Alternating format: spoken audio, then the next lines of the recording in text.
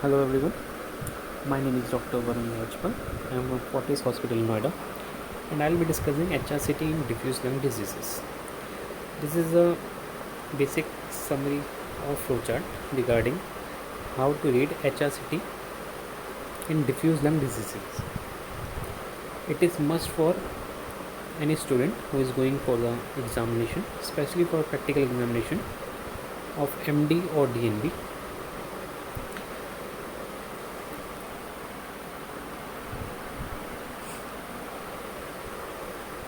So we'll start with diffuse lung diseases.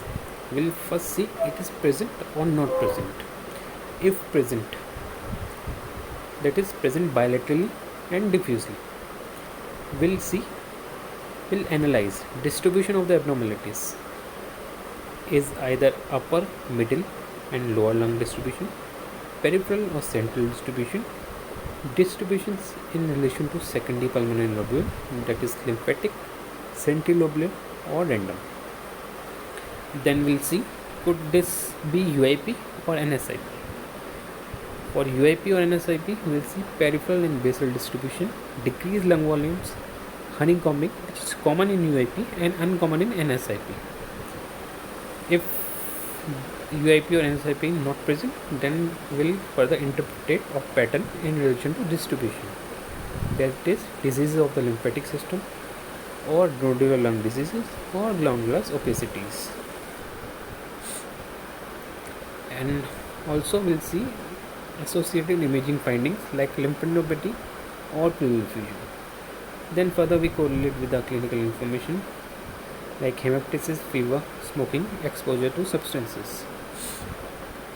So basically in diffuse lung diseases, we'll divide upper, middle and lower lung distribution, peripheral or central, and distribution in relation to secondary pulmonary lobule.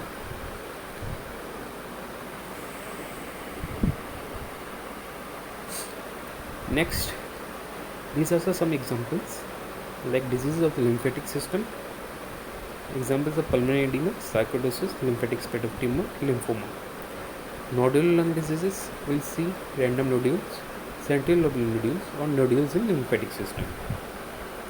For random nodules, we'll see either it is fine, examples are miliary tuberculosis metastasis or disseminated fungal infection. In medium or large nodules, that is more than 3 mm, it is always a metastasis.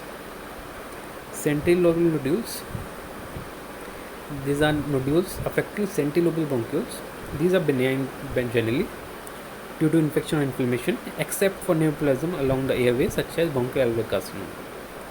Nodules in lymphatic distribution are either sarcoidosis and could also be lymphatic spread of tumor or lymphoma.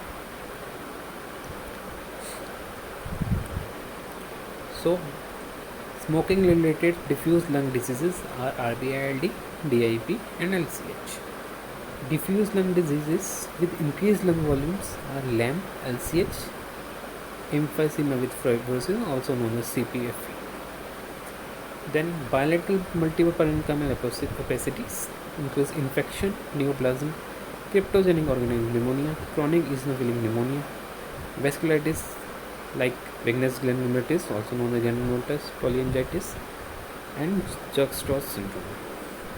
And the last, thromboembolic diseases like pulmonary embolism with infarction and septic embolism. The examples, the pictures of HRCT will be discussed in the next lecture of mine. Thank you.